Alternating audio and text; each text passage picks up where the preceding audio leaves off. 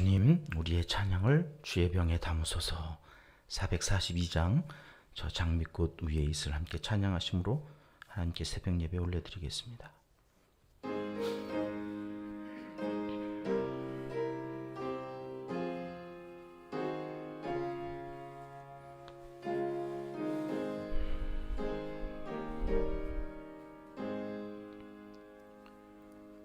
저 장미꽃 위에 있을 아직 맺혀 있는 그때에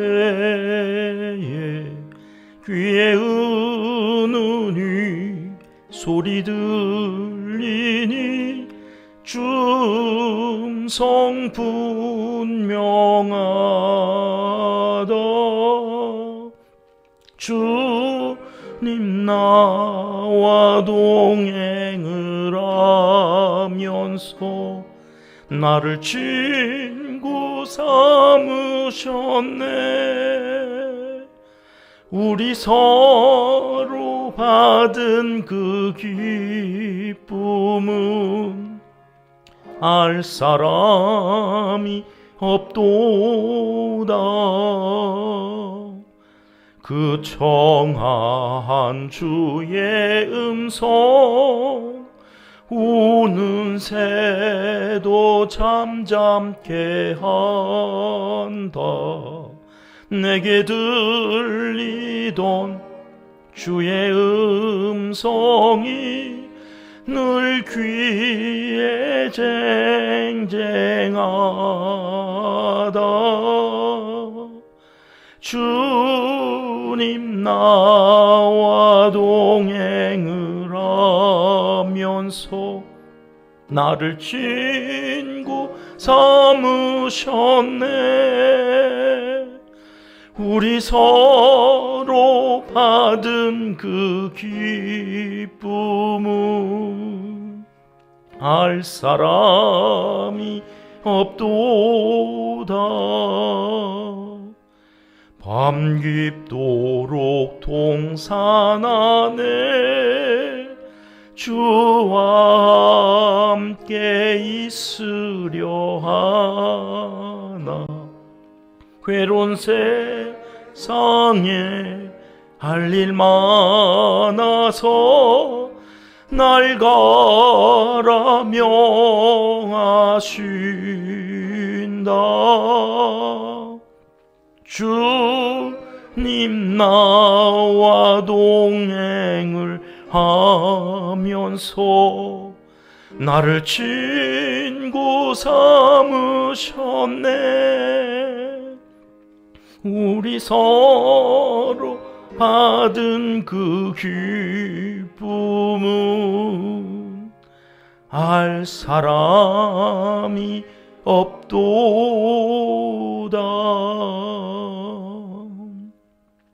아멘. 주님, 우리의 기도를 주의 병에 담으소서. 기도문으로 다 함께 기도드리겠습니다. 참 좋으신 우리 아버지 하나님, 주일 무엇으로 심든지 그대로 거두게 하시겠다는 말씀 주셔서 감사합니다.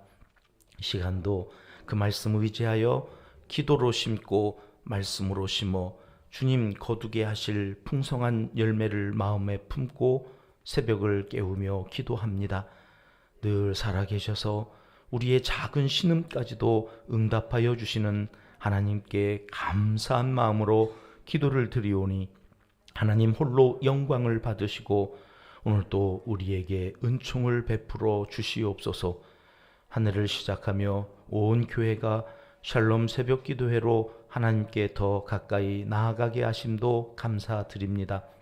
각 선교회에서 헌신적으로 매일 예배를 주관하여 최선으로 올려드린 새벽 기도회를 기억하여 주시고 올 한 해는 각 선교회가 더욱 부흥 성장하며 활성화되어 신앙생활하는 참맛을 더욱 진하게 느끼게 하옵시고 선교회에서 올려드리는 기도의 제목들이 각 가정에서 일터에서 우리의 자녀손들에게서 어떻게 응답되었는지 간증하는 고백들이 차고 넘칠 수 있도록 역사하여 주시옵소서.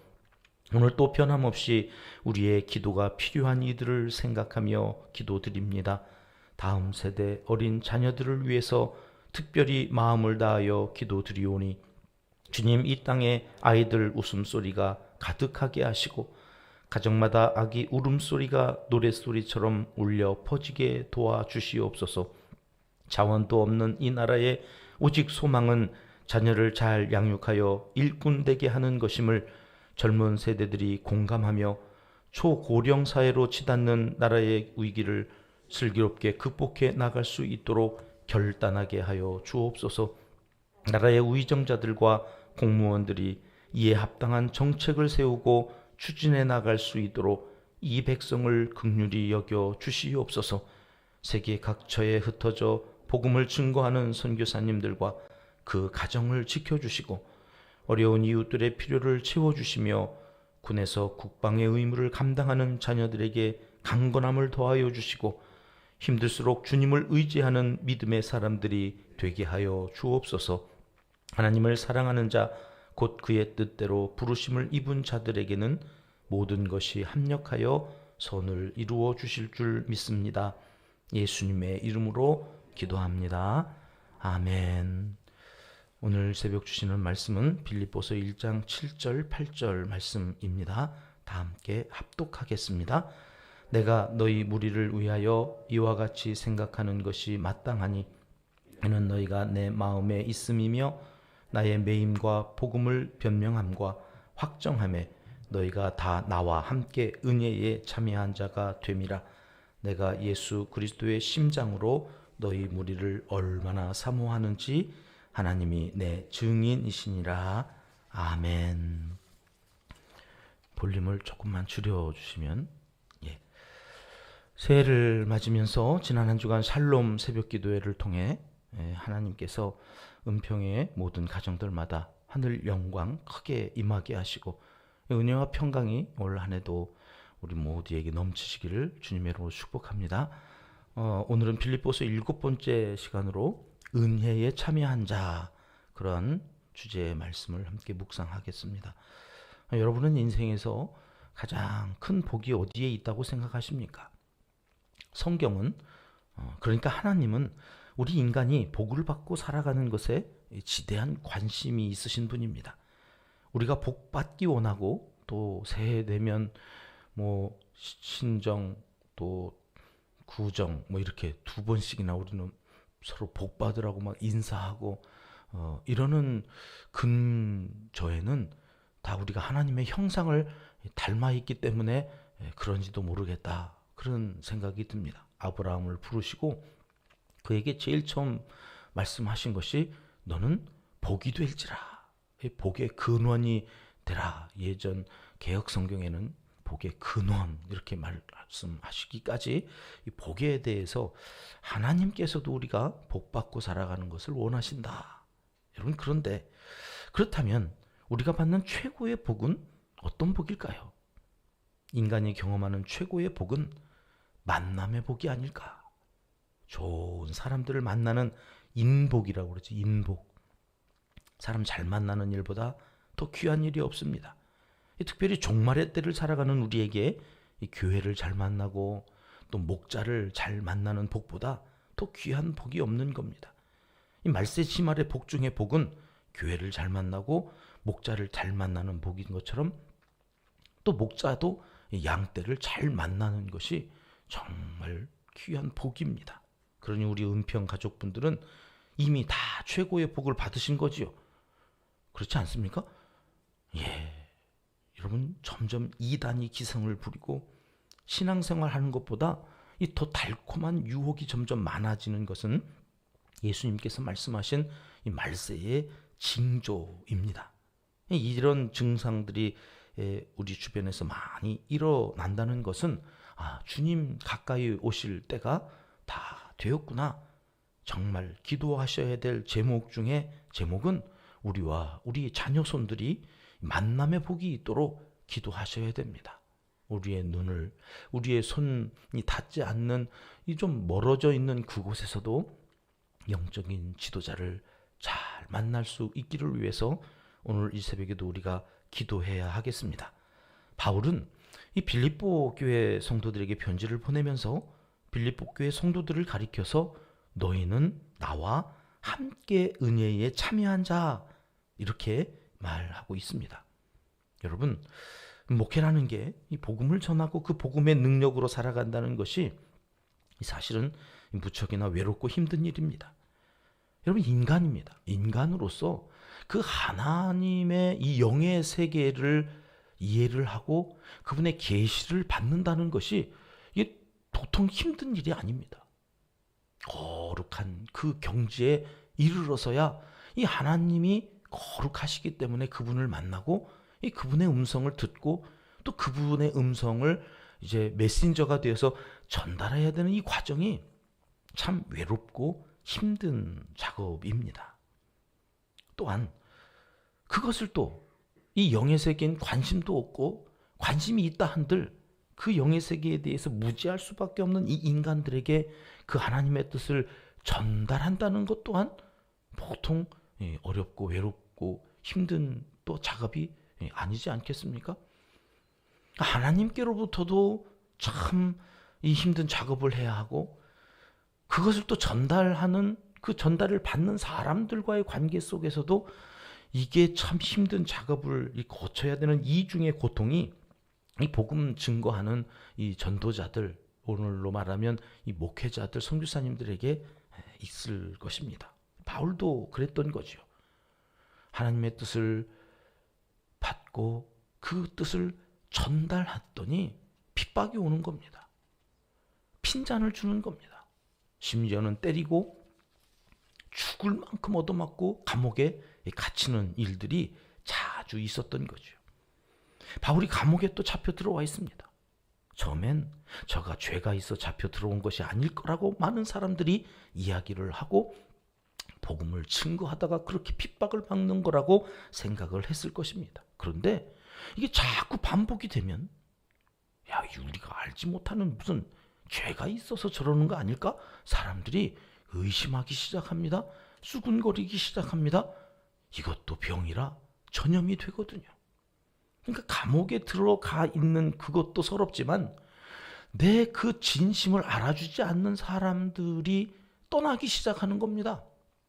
성경에도 세상을 더 좋아해서 떠난 사람들의 이름까지 구체적으로 적어 놓을 정도로 바울은 고통 중에 있었다는 겁니다. 심히 괴로웠다는 것입니다. 그런데 유독 아무 문제 없이 오히려 감옥에 있는 바울을 위해서 기도하고 물질로 헌신하고 옆에서 함께 응원해 준 사람들이 있었으니 그들이 누구라고요? 빌립보 교회 성도님들이었다고요. 헬라어 원문을 직역하면 오늘 본문 7절 하반절은 이렇게 번역할 수 있습니다. 새번역 성경인데요. 여러분 모두는 내가 갇혀 있을 때나 복음을 변호하고 입증할 때에 내가 받은 은혜에 동참한 사람들입니다. 참여한 사람, 이 동참한 사람들이라고 이 바울이 적어놓은 헬라어 성경은 쉰코이노노스라고 하는 단어입니다. 이 말은 동반자다, 파트너다 이런 말입니다. 복음을 전하는 일에 동반자요 협력자가 되었다는 말이죠. 흔히들 부부를 동반자라고 이야기하지 않습니까? 남편과 아내가 동반자입니다. 함께 같은 곳을 바라보고 그곳을 향해서 같이 걸어가는 사람, 그 과정에서 협력도 하고 또 파트너가 되어서 함께 한다는 뜻입니다. 한 사람은 벌어오고 한 사람은 그것을 잘 사용하면서 관리하는 이 협력자, 동반자, 이 부부인 거죠. 근데 요즘은 부부들 가운데 가끔 상담을 받으러 오는 사람들 가운데 개종에 부부가 함께 돈을 벌어요. 그래가지고 각자 통장을 관리해요. 함께 살아가는 데에 공동으로 들어가는 돈은 회비를 납부하듯이 공동 통장에다가 서로 얼마씩 똑같이 내서 그걸 가지고 쓰는 거예요. 전기세를 내고 뭐 아이들 뭐 이렇게 학비들을 쓰고 막 이렇게 이제 하는데 문제는 한쪽에서 실업자가 됐든지 은퇴를 했을 때 생기는 거예요. 무슨 문제가 생길까요? 한쪽 아버지가 편찮으신데 이쪽이 형편이 조금 안 좋으니까 한쪽에다가 도움을 요청하는 거예요. 우리 아버지 병원비 좀 도와줄래? 부부가 그러고 있는 거예요, 부부가. 그래서 몇 번 도와주다 보니까 이쪽에서 얘를 데리고 살아야 될 이유가 뭐가 있냐, 이제 이런 생각이 든다는 거예요. 그래가지고 서로 각자 이렇게 생활비를 벌어서 어느 정도 내고 혼자서 쓰고 싶은 대로 눈치 안 보고 썼더니 그게 좋은 줄 알았더니 어느 순간이 되어서는 이게 아닌데 싶으면서도 자꾸 같이 살아야 될 이유가 뭐지? 이런 생각이 들어서 마음속에 병이 생기는. 그렇다고 헤어질 수도 없고 그렇다고 살 수도 없고 마음이 불편한 관계가 일어나는 거예요. 제가 젊은 친구들 와서 인사를 하고 결혼을 한다고 기도해달라고 주례해달라고 뭐 인사를 오고 그럴 때마다 따로 벌어도 통장은 하나로 합치는 게 좋겠다. 꼭 그렇게 조언을 합니다. 왜요? 부부는 동반자가 되어야지 동업자가 되면 안 되거든요. 동업자가 되어서 부부라고 사니 어느 순간에 본전 생각이 나는 거죠. 여러분, 오늘 바울은 빌립보 교회 성도들을 향해서 동업자다 이렇게 얘기하지 않고 슈인코이노노스, 우리는 동반자였다 이렇게 얘기하는 거예요. 여러분,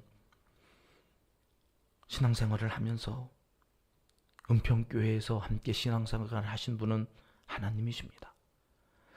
하나님이 이곳에 한용구 목사님을 보내셔서 은평교회를 세우게 하시고 은평교회 온 성도님들은 동업자가 아니라 동반자로 세워주셨습니다. 그래서 심는 자가 있고 물을 주는 자가 있고 이 거두는 자가 있다고 성경은 말씀하시죠. 오늘 본문에서 바울이 빌립보 성도님들을 향해서 내가 받은 은혜에 너희가 참여하였다 이렇게 말하는 것은 바울에게 이들이 얼마나 소중한 사람들이었는지를 고백하는 겁니다. 보통 말이 아닙니다. 동반자다, 이 말은 영적으로 우리가 하나다 이런 말입니다. 그러니 7절에 시작하면서 바울이 뭐라고 말을 합니까? 너희가 내 마음에 있음이며. 여러분, 예전에 드라마에서 한 남자 배우가요, 여주인공에게 가슴을 가리키면서 이렇게 말을 해요. 여기에 너 있다.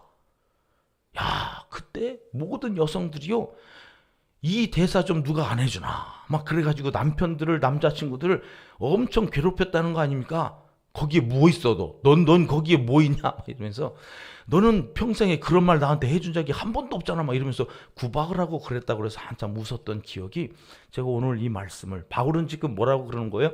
빌립보 교회 성도들한테 여기에 너 있다. 이 원조가 바울이요. 그 드라마 작가가 성경을 읽었는지 모르겠는데 여기에 너 있다.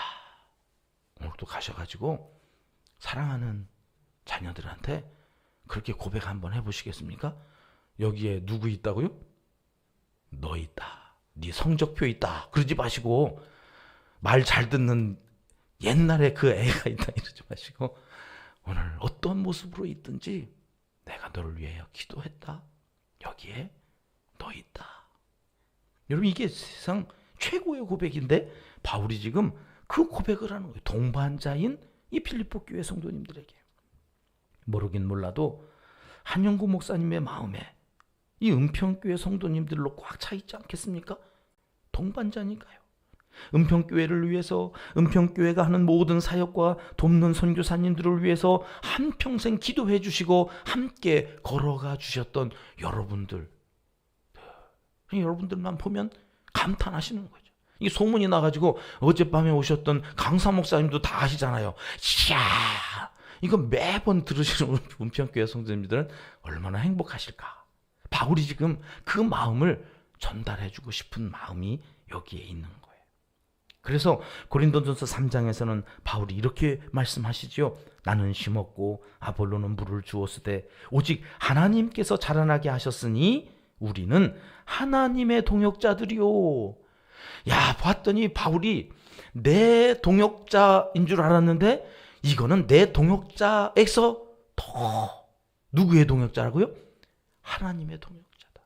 한용구 목사님의 동반자이기도 하지만 더 나아가서 그들이 누구였어요? 하나님, 감히 그 전능하신 온 우주를 창조하시고 오늘 또 주관하시면서 책임져 주시는 그분의 동반자가 되었다는 거예요. 우리가. 이야, 이런 영광이 어디 있어요? 오늘도 이 새벽에 기도하는 내가 하나님의 동역자예요. 나는 그 은평교회의 목회 비전과 그 목회 철학과 순전하게 하나님만의 그 영광을 위해서 살아가는 그 목사님이 좋아서 그 목사님을 따라서 함께 기도하고 함께 사역했는데 결국 알고 봤더니 그게 누구의 동역자? 하나님의 동역자가 되는 그 복된 길이었다고 하는 것을 오늘 바울이 빌립보 교회 성도들에게 알려주지만 사실은 그것이 오늘 하나님께서 우리에게 알려주고 싶어 하시는 엄청난 메시지였다. 오늘도 이 새벽에 기도하시면서 혹시 낙심하시고 왜 내 기도는 해가 바뀌었는데도 아직도 묵묵부답이신가? 왜 하나님은 자꾸 침묵만 하시고 계시는가? 이런 마음이 혹시라도 스물스물 올라오시는 분이 계셨다면 내가 하나님의 동역자로 오늘도 그 하나님의 때를 따라 하나님의 뜻이 이루어질 때까지 기도하게 하시는 사명을 주시려고 오늘 하루 또 생명을 연장시켜 주시고 기도하게 하시는구나. 그렇게 확신하시고 하나님의 동역자로 하루 승리하며 살아가시는 모든 은평의 가족들 되시기를 하나님은 이 시간 간절히 원하시고 계십니다. 기도하겠습니다. 하나님 아버지, 지극히 작은 자에게 기도할 수 있는 특권을 주셔서 이 귀한 복음을 전하며 영혼을 구원하는 아름다운 사역의 동반자로 살아가게 하시니 감사합니다.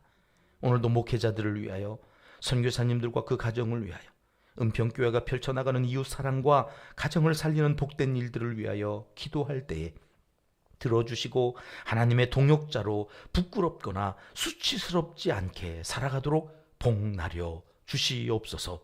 예수님의 이름으로 기도드립니다.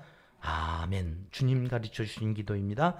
하늘에 계신 우리 아버지, 아버지의 이름을 거룩하게 하시며 아버지의 나라가 오게 하시며 아버지의 뜻이 하늘에서와 같이 땅에서도 이루어지게 하소서.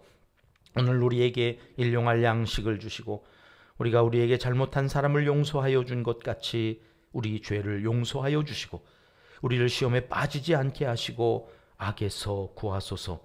나라와 권능과 영광이 영원히 아버지의 것입니다. 아멘. 자유롭게 기도하시겠습니다.